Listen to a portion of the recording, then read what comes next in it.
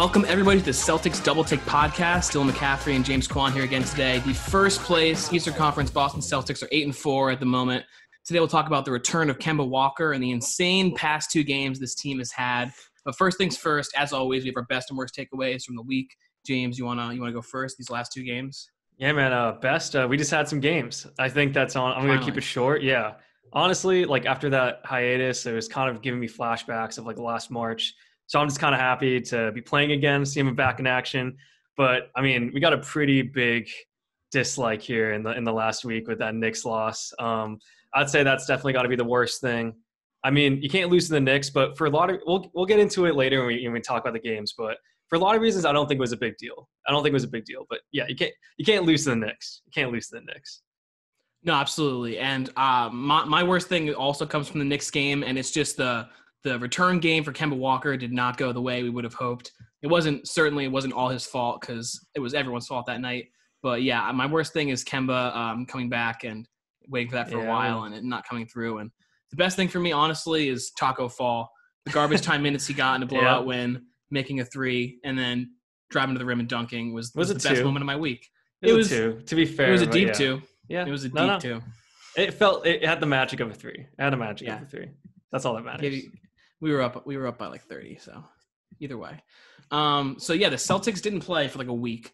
And then finally we come back on Friday. We did not have the main Red Claws starting out there. We got back that day, Jaylen Brown and Daniel Tice and Semi, and we were able to blow out the Magic, who like they played the Nets with Harden and KD this week, and they almost pulled out a win, and we destroyed them. Like, I mean, it was a fun game to watch after not watching for a week. Yeah, just some like overall notes on the game though. I mean, this is a bad team without Markelle Fultz. Like, let's be clear. Like, they have no way to initiate the offense.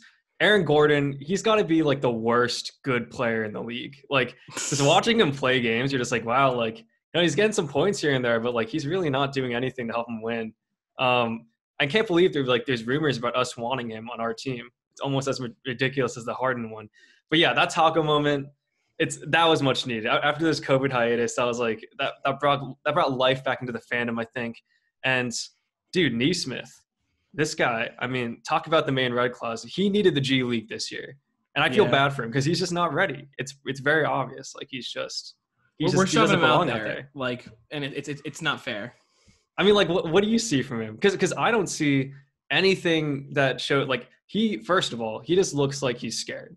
And I understand maybe you just give him a few more games so that he, like, gets the nerves out. But he hasn't really shown me any, like, ball skills or any kind of anything that would warrant me giving minutes, you know, over Peyton Pritchard or something.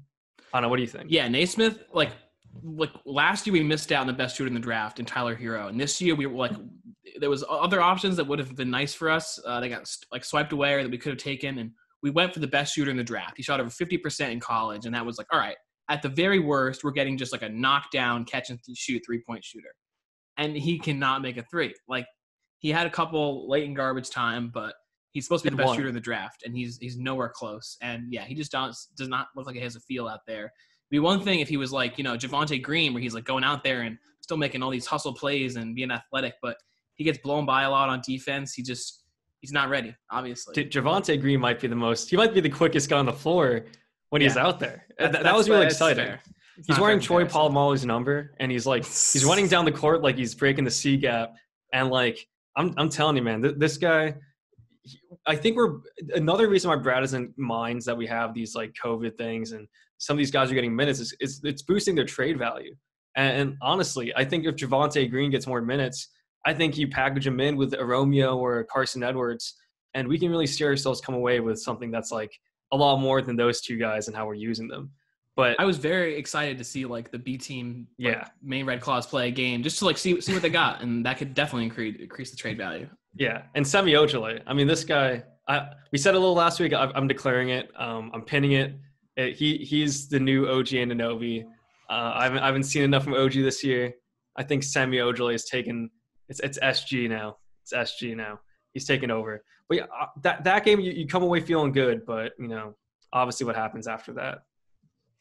Yeah, so in that Magic game, we shot as a team 50, 40, 90. That was our slash line. Like, that's incredible. That's peak basketball. Obviously, you blow out the team. Off the bench, Semi, Pritchard, and Javante all gave us double digits. So everyone's hitting that night. We're getting points off the bench. Like, this is a great game. The Knicks game was so gross. It was over in the second quarter. Yeah, it was tough. Jaylen Brown had his 25 points, but Smart had 10, and everyone else had single digits. Obviously, you score 75 points. No one's putting up numbers. But what I think is the cause of this is, again, in this game, in the Knicks game, the slash line was 30% from the field, 15% from three, 62% from the free throw line. So from 50, 40, 90 to 30, 15, 62 is like as far a fall as you can have. And it's because this team, we have no one that can do a post move. We have no inside scoring. So we rely on jump shooting so much. Every game is going to be won or lost by if we're making threes or not, if we're making shots or not.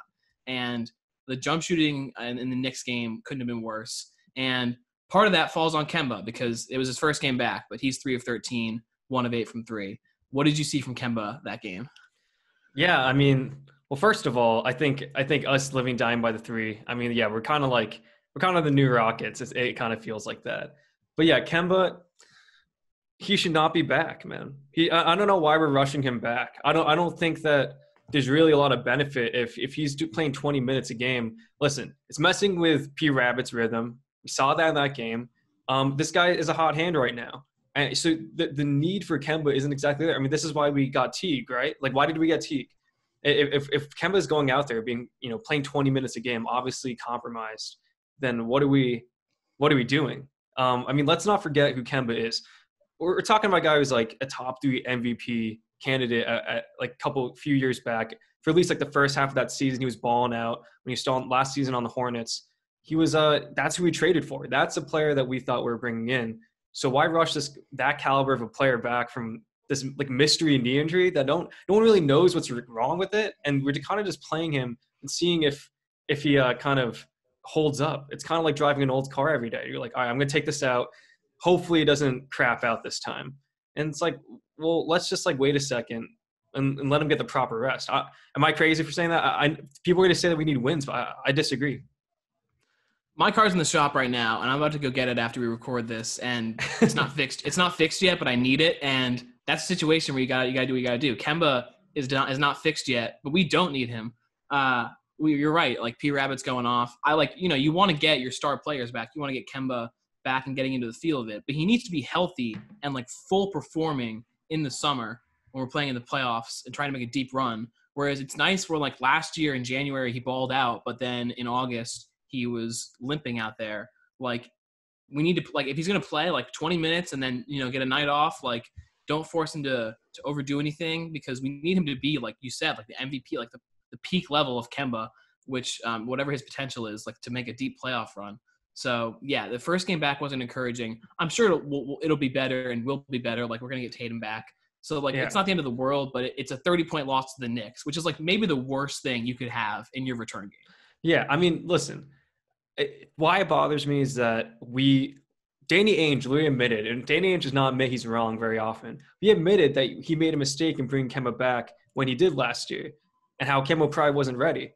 And why it bothers me what we're doing this year is that it's the exact same thing. We're doing the exact same thing and kind of feeling it out. And let's be honest, if Kemba's knee is sore again after the next game he plays, we're right back to square one. I don't know what we're doing with this guy, but yeah, putting that whole situation aside, that is a contributing factor in this Knicks loss. And what happened was exactly what we were afraid was going to happen. We were afraid of Randall taking over, having his way the entire game, and that's what happened. I mean, he was crazy. Yeah. So last night, we were short on big man. We were short Taco because he hurt his ankle. Taco actually would have been huge in this game, just interior defensive wise. And obviously Rob Will is out. So we have Thompson and Grant starting. Each of them had 3 points. They were both 1 of 5. So they're 2 of 10 combined. Those are our starting big men. And then off the bench, Tyson 20 minutes had 7 points, shot 2 for 3. It's not even that bad. Semi had 4 points, shooting 0 of 6 from 3. He only had free throws. Semi's a big man, I guess. And then, yeah, Randall, Mitchell Robinson, and Obi Toppin all just, had easy access to the rim the whole night. So if we're only relying on jump shooting and no one's making jump shots and we have no one that can just do a post move and score inside, and they've got rim runners, and Randall's going to muscle us all night, and Mitchell Robinson's catching lobs, and Obi's driving to the rim, and we're getting exposed out there. Like, I don't know. Like, Tristan Thompson is doing his best grabbing rebounds, but interior defense suffers, and it's the Knicks. It is a bad loss, but here's why I think it's not a big deal. First of all, we saw this team dominate the Bucks in a way, and kind of in a similar fashion, like just a month ago. And I think the big takeaway here is that you're seeing these big time Eastern Conference teams lose. It's just motivation is hard to come by, and without the fans, people are saying all over the league that it's just a dead energy in there. You got to have players like, I don't know, like Montrezl Harrell coming off the bench that energize your team. Those players have a lot more value now, just because it's hard to get back. We have a record amount of blowouts in the NBA this year, and it's because who's going to bring you back in the game? And we're seeing that if you get caught off guard and you're down by 30, it's really hard to get back into it. And I'm not going to call COVID here, but I kind of am. Like, this is kind of just like the nature of this season. And dude, the Knicks are a team that play hard every game. Tom Thibodeau will not allow this team to take a day off. I think part of the Knicks' success this year is because it's COVID, and those motivating coaches that get the most, especially out of young players, they're going to have a lot more value now. They have something to play for. A lot of these vets, they've been playing with crowds for 15 years. So, I don't think it's a huge deal. I think it's not a great loss, but I mean, Jaylen Brown was still doing his thing out there, and I think that's a bigger takeaway than what Tristan Thompson did. No, it's true. Jaylen Brown, like, isolated in a vacuum, he had a pretty good game. Like, he had 2 good games. And when there's other guys around him that are, like, feeding off that and using his energy, then we got a huge win. And then when just no one can make a shot. But that's, like, when I'm more comfortable with this as we're getting into the season. Like, I know that when we look up on Friday we're playing the Sixers, or Wednesday we're playing the Sixers, like, Pritchard will, like, hopefully bounce back. Like, Semi, like, won't go 0 for 6 from 3 again. Like, I'm trusting a little bit more the role guys on this team. And Kemba, hopefully, he shook it off last game, and Kemba can be Kemba for the 20 minutes he gets. Yeah, I mean, what is your goal to see Kemba? Like, what do you want to see out of Kemba in the next 10 or so games when he's playing, compromised minutes? So Tatum, I think, is going to maybe come back on Friday, and we'll get to that. But I want to see from Kemba him, like, being able to be as effective as possible while letting Brown and Tatum be the 1 and 2 scorers. Because I like the offense we were running through those 2 guys. And if you sub in Kemba where, like, Smart was or Pritchard was, then I think that we can have, like, a really dynamic offense. But I think the ball needs to run a lot more through, like, Jalen and Jason, like, on high screens, and Kemba can catch and shoot. And I love him dribbling the ball around, but I don't think we need it as much. And when we do, it's just like a little step back. Like, he's good at being efficient in the shot clock, just like at the end of the shot clock, just creating something. So I don't know. I hope that he can take a back seat and just, like, create some fast offense when he needs to. Yeah, I think he's going to be a big change into what we're doing right now. Right now we don't have a ball dominant point guard. The offense is we're not used to seeing this kind of offense. I feel like we're very used to seeing our point guard get that high screen, initiate from there. And this entire season, we tried doing that with Jeff Teague, I feel like, a little bit in the earlier games, but then we realized that things have to go through Brown and Tatum. And that's how we're going to survive in the next few games until Kemba's back to full strength. I don't know here's the thing. We're big Marcus Smart guys. We've always been, and we're big defenders, but I don't know how many more of these Marcus Smart games are going to happen until the Pritchard getting his minutes thing starts to become a bit of a storyline. I haven't loved what I've seen from Marcus, like, overall for this season. Like, we, like, needed like other options other than Tatum and Brown, and, like, I thought maybe, like, after last season, seeing his improvements on offense, he could step up to that. But I haven't loved it as much this year, and I feel like we haven't felt his defensive presence as much. I don't know. That's just how I've seen it so far. But I obviously never would lose faith in a guy like Marcus Smart. And so, yeah, like, when we can get Pritchard's minutes up, like, you can take him from Smart, but, like, Smart is still out there in the closing minutes of games for us, like, no doubt. Yeah, no, for sure. Because we're just used to seeing be this guy. He's taking charges. He's flying all over the place. He's making those pass interceptions, and, like, that's the kind of dynamic player he is. And then, now with his offensive struggle still kind of going on, it's tough. we always thought he was like the Jackie Bradley of our team. He does things that you can't see, unless you watch the game, But I I don't know. The way that Pritchard gets into a rhythm, when Pritchard has the opportunity to take a few shots in a row, he seems to be a lot more of a consistent offensive option. And it's going to be something that Brad Stevens has to consider going forward. I don't know I think there's going to be lots of minutes shifting around. I think that maybe there's nothing that's changed with Marcus Smart, except that our expectations for him are a little higher, and he's playing alongside Peyton Pritchard, who's playing well. Like, Marcus might be the same guy he always was. There's all, like, you can have slumps and break out of it, but I agree that Pritchard has been getting more and more minutes, and, like, I'm very comfortable giving him 25 plus every night. Like, I think he's showed through what is, like, now, like, an eighth of the season so far. Like, he's capable of it for long stretches. Yeah, I just think that, with Kemba coming back, with Tatum coming back, there's going to be a very different looking minutes distribution here. We're going to have to end up talking about Taco over possibly Tice.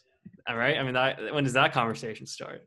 Taco, so I don't think we can play him for more than 20 minutes. He looks super gassed whenever we give him his bunch of minutes, but every game there should be like a spurt of Taco minutes, because in 8 minutes he gets 8 rebounds and 6 points and like a block or two. Like, he's super efficient in that time, and it would have been very useful against the Knicks when literally they were just rim running and throwing up lobs that no one could do anything about, and Randall was going off. If you put Taco in the paint, it just, for a couple minutes, it takes away the paint, kind of, and forces them to be able to make jump shots. And they start making jump shots, and Taco has to come out and defend guys. That's when Taco is a weakness. But if the Knicks don't knock down those shots, then Taco being out there can swing the game. So I agree. I want to give more to Taco. Tice only got 20 minutes against the Knicks when we were getting blown out, although he might not have played at all in the fourth quarter at that point. Yeah, I mean, in a lot of ways, I think that Taco is just more of what we need. We don't need a big man to play 30 minutes per se. We need a guy who comes in, who's a rim protector, who can shut down the paint for a little bit and give some of our other stars a break. You can let guys kind of go by you a little bit easier if Taco is the second line defense. So it could be a huge help, especially in these games going forward. Yeah, I don't know when Taco comes back. I think that tomorrow against the 76ers, a Wednesday's game, Robert Williams, I think, can come back. He's been on the protocol for about 10 days, and if he produces 2 negative tests within 24 hours, I think he can come back on Wednesday. I don't know if that'll happen. It's the same with Tatum, but for Friday. Hopefully we get Tatum back at least. And I think probably, since we're without Tatum Wednesday, Kemba's going to play, and then I'd expect Kemba to rest on Friday. They're both against the Sixers. Do you know the Sixers they've been playing a pretty short rotation for a while between injuries and COVID. I have no idea what they're going to look like tomorrow or Friday. I think that they got Simmons and B Curry at least. Okay, I'm pretty sure it's going to be the real deal. I mean, here's the thing: that this is going to be a game that might be a sign of things to come, and that's why Tatum's back for this game. Tomorrow, Tatum's not back, but maybe Friday. Okay. So, yeah, I mean, this is going to be a true test of depth. I mean, and I think that Brad really gets to flex his muscles here. You have to play with the minutes. You got to see what's the winning recipe of what you got. I think that for a lot of ways, head coaches have a lot more value in this season just overall, having to play through all these COVID restrictions and whatnot. I mean, the Sixers, the Celtics, we both had to play with 8 different versions of the team. Which is unprecedented. If you think about a regular NBA season, this wouldn't happen. Yeah, Brad is relishing in it. He's just give me the most random rotations all through the game, every game. Yeah, he wants it. He wants it for sure. I mean, here's the thing. It's not exactly maybe the full team matchup, but that might not happen until the playoffs. So it's true. Is what it is. No, the Sixers have played well so far this year, so I'd expect a competitive game, especially if you don't have Tatum.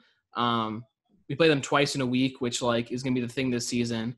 I think that if we don't grab the win on Wednesday, then playing them twice in a week will definitely whatever changes Brad needs to make. And with Tatum coming back, I think we definitely get a win on Friday. And then just looking past the Sixers, they play the Cavs next week. The Cavs are kind of fun to watch. Yeah. Andre Drummond had 30 and 20 the other day. And like now he's going to get less minutes with JA coming. So I don't really know where that team's going, but they're playing very hard. So that'll be another game like the Knicks where we need to like be on it and can't think we can coast by the Cavs because they're the Cavs. I don't know. The Cavs are solid this year. I mean, everyone's raving about Sexlands, and I think they're a great backcourt duo. They have like 7 centers on roster right now, and like so they got to make some trades. But Andre Drummond just cut Kevin Porter Jr. too. You see that? Yeah, I mean, they gave away his locker food. and he's throwing food, and that could be a factor. He's never really panned out, but yeah, I mean, he's gonna get traded. And then you have players like JaVale McGee. That's also on that roster. I mean, are the Celtics going to be in the market for someone like Andre Drummond? Like, we'll have to see. We'll have to see how this season goes on. I mean, it's a guy that I really honestly thought that at one point the price point wasn't ridiculous, and it was a guy that the Celtics might want to go after. He's a UConn guy. Keep him in New England, but he's kind of showing right now that he has value. And that's the case for a lot of these Cleveland guys. But yeah, for sure, playing Cleveland and Chicago, we can get embarrassed going forward if we don't step up to the occasion on like just every regular season game. The Bulls are on the come up too. Yeah, Zach LaVine is super fun to watch. He always was, but this year I don't know. He's had a couple like closeout game hitting shots that has been impressive. Whole new league. It's a whole new league, baby. Yeah. We played in the last 3 shows we've done since like the third one. We've played 2 games. So it's been a while since we had stuff to talk about, but it's good to get the ball rolling again, and hopefully there'll be 4 games done by the next time we talk. Yeah. You have anything else you want to put in before we head out? I don't know. Maybe get a hashtag Taco over Tice going on Twitter or something. I think we can actually make a big change. All right, that is going to do it for us this week on Double Take Celtics. You can subscribe on iTunes, Celtics Double Take, or go find Double Take on YouTube. If you want extra credit, you can go follow the Double Take Show on Instagram. James, your last words, hashtag Taco over Tice. Yep. Taco Tuesday, I'm 7 days a week. Yes, sir. Absolutely. All right, love it. Go Celtics. See you next week.